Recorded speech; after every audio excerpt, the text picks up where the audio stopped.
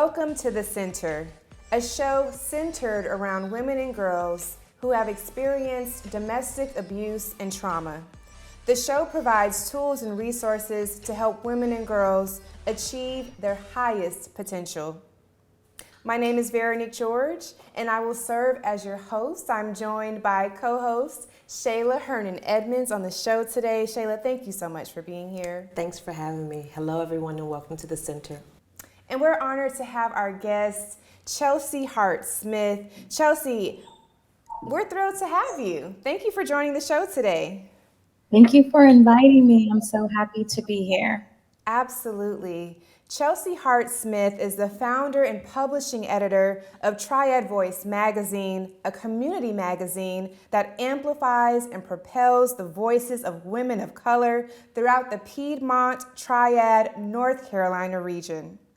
Chelsie, what inspired you to create Triad Voice magazine? Absolutely. That's a wonderful question.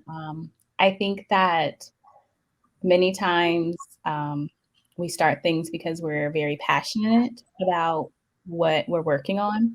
And for me, when I started Triad Voice magazine, it was during the pandemic. And I was kind of really just looking for ways to connect with the local community, to connect with women that looked like me. And I could not find a source or a publication that represented that locally. So I wanted to make a change, and I said, I guess I'll have to be the one to create what I'm looking for.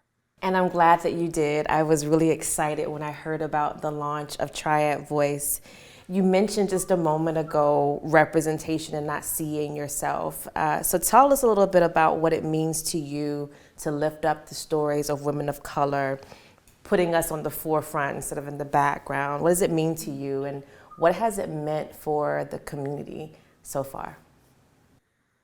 Thank you. Yes. Triad Voice magazine, I will be very, very transparent. I don't have a background in journalism. I have a background in biology. So when I started this venture, I was very much so leaning in on the community and just having to do a lot of research about what this would look like. For the first issue of Triad Voice magazine, we launched on Juneteenth, and I really told myself that it would be a love letter to Black women and women of color in the Triad community. Just a magazine they can pick up and feel seen and heard and feel celebrated about the work they're doing in the community. Um, After that first issue, when it got such raving reviews, I had to sit down and think about what I would do if I had 10 minutes of free time at the end of my day. And the kind of story kind of just went from there. It has been, I would definitely say, one of my proudest things to meet women that are working so hard to do something different in the community and celebrate them and tell them that I see them and that I want everyone in the community to see them. So it's really been an honor, pleasure. Beautiful, thank you. Wonderful. You talked a little bit about your pivot into this great publishing world, but how would you describe how you've successfully been able to pivot careers? And what would you say to women and girls who are looking to pivot in their own lives? So I think the first question that you have to ask yourself is, what does success look like to you? So because for me, I full transparency, don't really feel that I successfully pivoted into the world of publishing. I have a lot to learn. So my first thing I would say is, what does success look like for you? And I want you to really sit down and create a schedule that has a lot of flexibility in it, and be realistic about how much time you can give it. Be realistic about what this pivot not only means to you, but if you have a family, what does it mean to your family? What does it mean to your friends? Awesome. Thank Thank you. you. So, Chelsie, people in our audience are women and girls who are powerful, who have so much to offer the world. So, as someone who is amplifying those voices and telling our stories, what do you want our audience to know? What else would you leave them with as we close our conversation? You can be everything to everyone, but you really have to think about what you're being to yourself.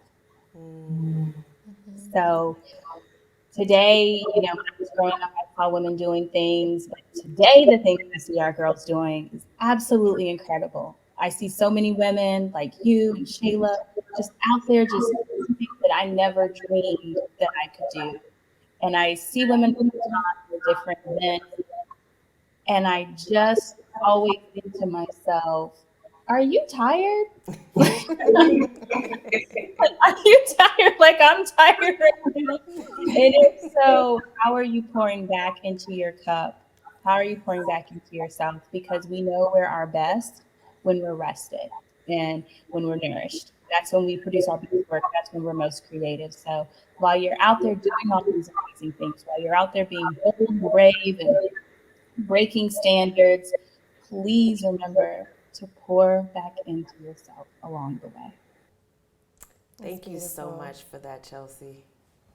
Yeah, I'm just curious to kind of spend a little time talking about how we do that, because I think we all fit that bill, right?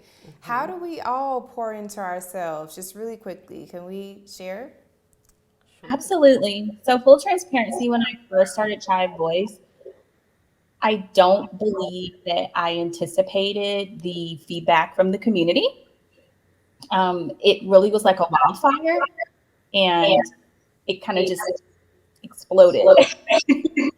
So, um, time that I used to make for myself just putting on a mud mask, like time that I would make just doing simple things like walking around Target, that time was gone because I looked up and my schedule would be booked out weeks out, months out. I would be like, oh, I have something to do every single day.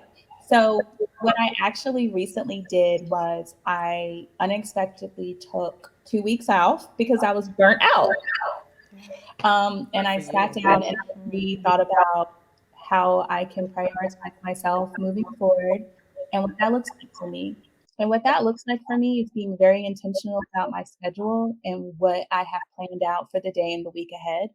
It looks like making sure that I have gaps in my day where I can breathe, like actually sit and breathe and think about what just happened and what's about to happen, and planning time for my family.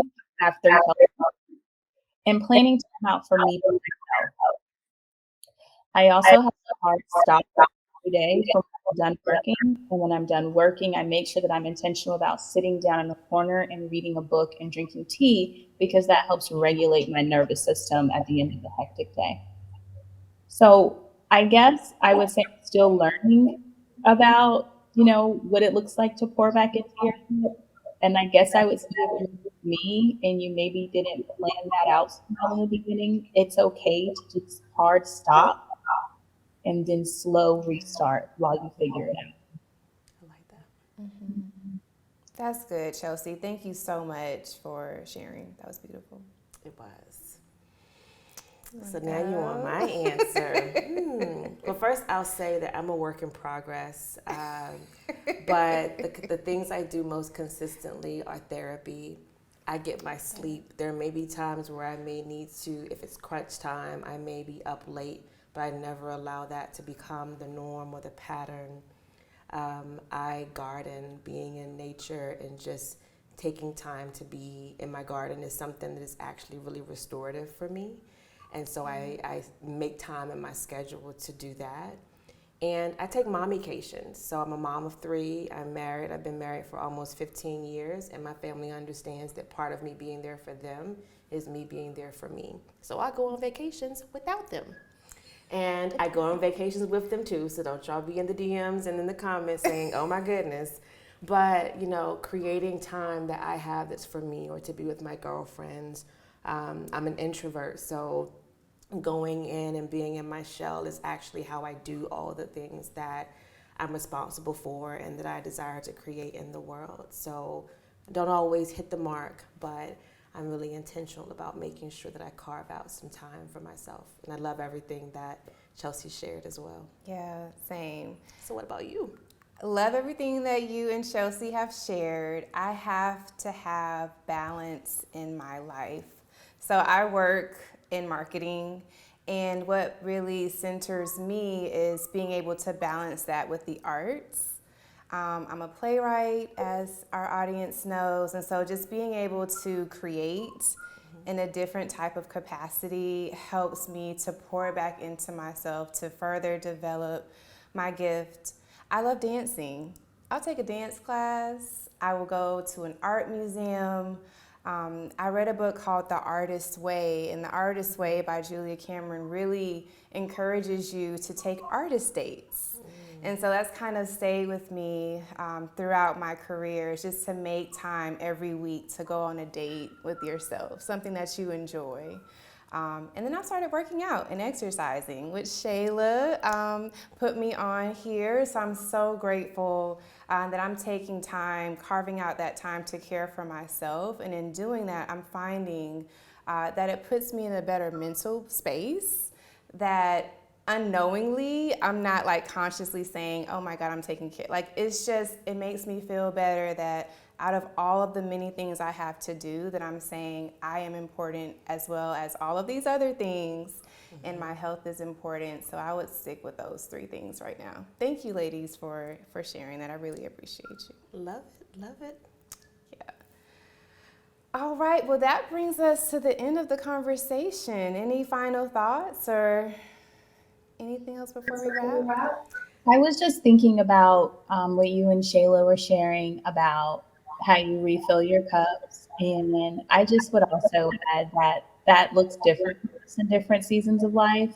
Yeah. A few years ago, the garden was my thing. I still love gardening. It is my always thing. But for some reason, last year, gardening seemed way more stressful than usual. I don't know. Maybe it was just me. I was like, the zinnias aren't giving anything this year. This is upsetting me.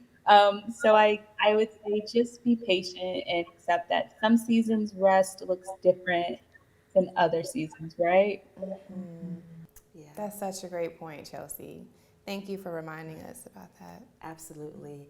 You know, I'm thinking about Chelsea's work in centering women of color and making us at the forefront. And so I would just say to our audience members, find a way to center yourself. Sometimes we are, a life coach that I follow and respect, her name is Cheryl Riley, and she says sometimes we call ourselves humble, but we're really hiding.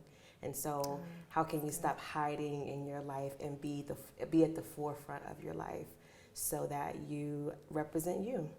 And I think that that's an important way for us to take care of ourselves and to amplify the work that Chelsie and others are doing to share our stories and our brilliance. That's beautiful. Chelsie, thank you so much, as Shayla said, for uplifting our stories, for telling them, for putting them at the forefront and making sure that they stay there. We celebrate you. You are certainly a treasure in this community and beyond. Thank you so much for being on the show today. Absolutely. Thank you, ladies, for doing what you're doing and reminding all of us how important we all are and how rest. Absolutely. Absolutely. Thank you, Thank Chelsie. you.